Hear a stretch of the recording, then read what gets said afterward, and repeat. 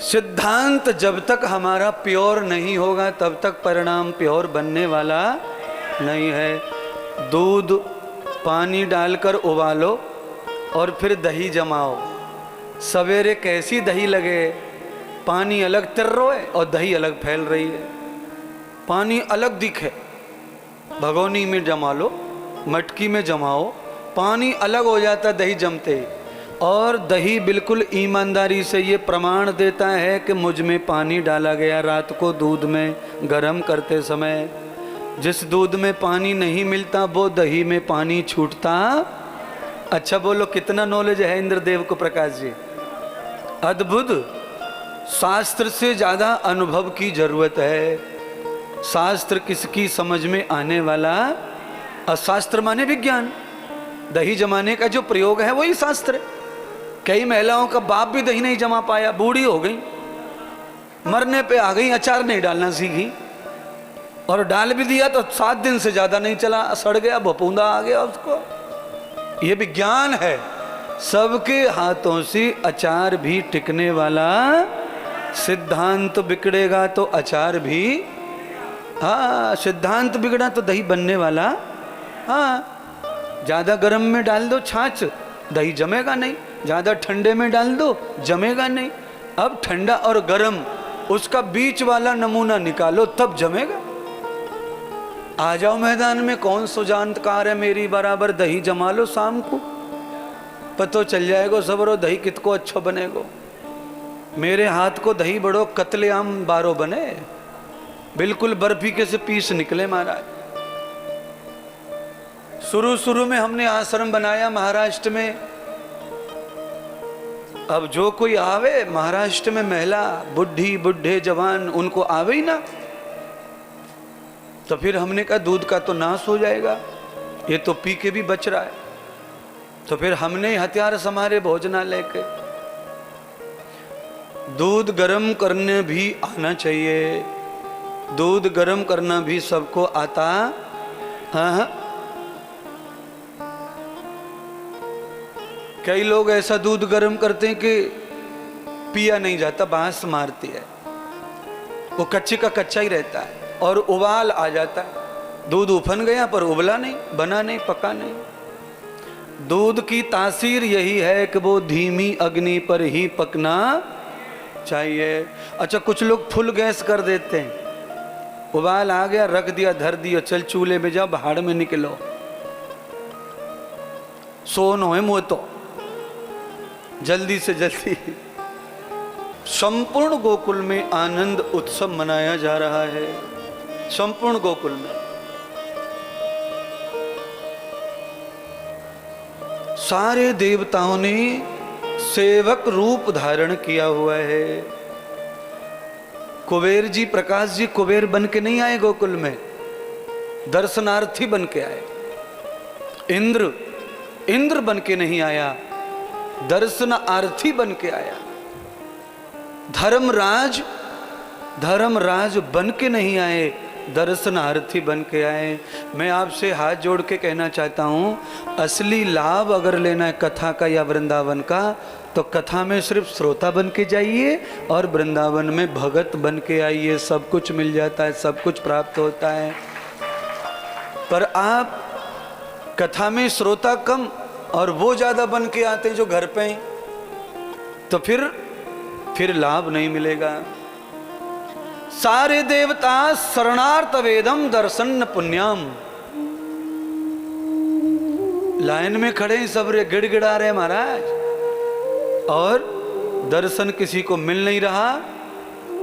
तो नंद बाबा के द्वार पर जो ब्राह्मण आचार्य खड़े हैं उनसे प्रार्थना कर रहे हैं कि हमें दर्शन करना है, तो क्या करें। ब्राह्मण कहते हैं यथा गम्यम अनिरितम सेवा न दर्शितम सखाम, जाओ सेवा करो अंदर।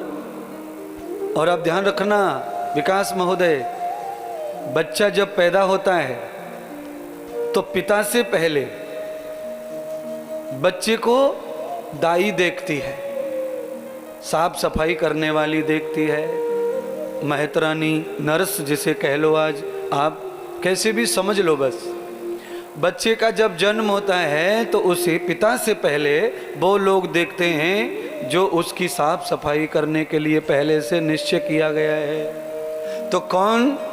इंद्र, कुबेर, धर्मराज, ये सब गांव सेवक बन के आए और उन्होंने कहा मैं धोबी हूँ, मैं मेहतर हूँ, मैं नाई हूँ, मैं फलाना हूँ, मैं ढिकाना हूँ।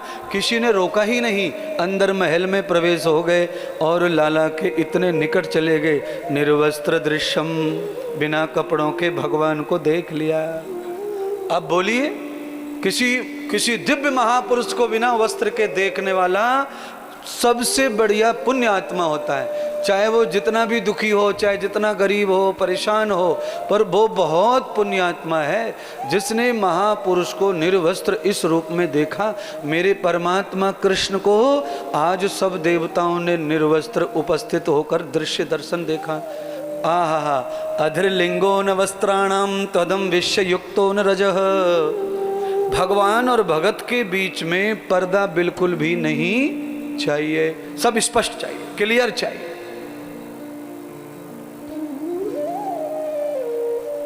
भगवान भी छुपाते हैं आजकल के और भगत भी छुपाते, इसलिए सब गड़बड़।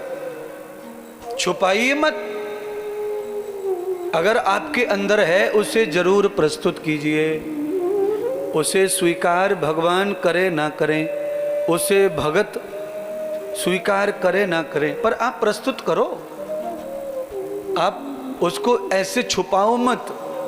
क्यों? आप देखना, सब चीज छुपाने से अच्छी रहती नहीं रहती है। अच्छा बोलो, आप ही बताना, बीमारी छुपाना अच्छी बात है? नहीं अच्छी बात है। दोस्त छुपाना, पर सब छुपाते, दोस्त कौन बताएगा अपना? भाई दोस्त कौन बताता है? बेटा बाप को झूठ बोलता है कम से कम 10 साल। पापा तुम्हारी सौगंध है, पापा तुम्हारी सौगंध है, मैंने नाय पी और पी के आया। मम्मी मैं तेरी सौगंध खा रहा हूं, मैंने कभी झूठ बोली है तो उसे बताओ। मम्मी को डायरेक्ट हरिश्चंद्र की बुआ समझ रहा है वो। मम्मी खुद इतनी झूठी है और झूठी के पेट में सच्चा कहां से पैदा होगा? मम्मी तेरी सौगंध, मैंने तंबाकू ना खाई और खाइए खाता है। 10 वर्षों तक झूठ बोलता रहता है और अज्ञानी बनता रहता है। जैसे 11वां साल लगता है अपने आप दोष बाहर आ जाता है। ये मेरी तरफ से नहीं है प्रमाण पत्र, ये मनुस्मृति का प्रमाण पत्र है। यदहम दोषम एकादशौ कृतपन्नि युक्ताम। अगर आपके पास में छल कपट की झूठ की विद्या है तो वो 11 साल से ज़्यादा फलित होने वाली नहीं है। आपके पास में तप जप अगर झूठा है तो वो भी 11 साल से ज़्यादा चलने वाला नहीं है। अगर आप 11 साल के लिए पहलवानी करते हैं और झूठे मूठे दाव पेच मार के किसी पहलवान को हरा देते हैं तो वो पहलवानी भी नहीं चलनी है। अगर आपने झूठ सच करके उल्टा पुल्टा करके धन कमा लिया है तो वो धन भी 11 साल से ज़्यादा सुरक्षित रहने वाला नहीं है। पोल खुलेगी, लफड़े में जाएगा, पकड़ा जाएगा और तकलीफ कुछ होगी। धन तुम्हारे दुख का कारण बन जाएगा 12वें साल में। ये मनुस्मृति कह रही है। इसीलिए हमको लंबे समय तक धन के साथ, कर्म के साथ, परिवार के साथ, औलाद के साथ सुखी रहना है तो हमको सच्चा ही व्यवहार करते हुए आगे बढ़ते रहना है, तब हम जाके संपन्न होंगे। 10 साल का बेटा हो जाए तुम्हारा, फिर और 10 साल चुन लो। 11 साल का बेटा हो जाए तो और 9 साल चुन लो, सब कुछ सामने आ जाएगा। अगर आपके कर्म में खोट है तो 19 वर्ष का बेटा तुम्हारा नहीं सुनेगा, तुम्हारा रहेगा नहीं। ये ध्यान रखो, अगर तुम्हारा कर्म सत्य है, कमाई सत्य है, आचरण सत्य है तो तुम्हारा 100 साल तक बेटा तुम्हारा रहेगा, वो किसी और का हो सकता नहीं है।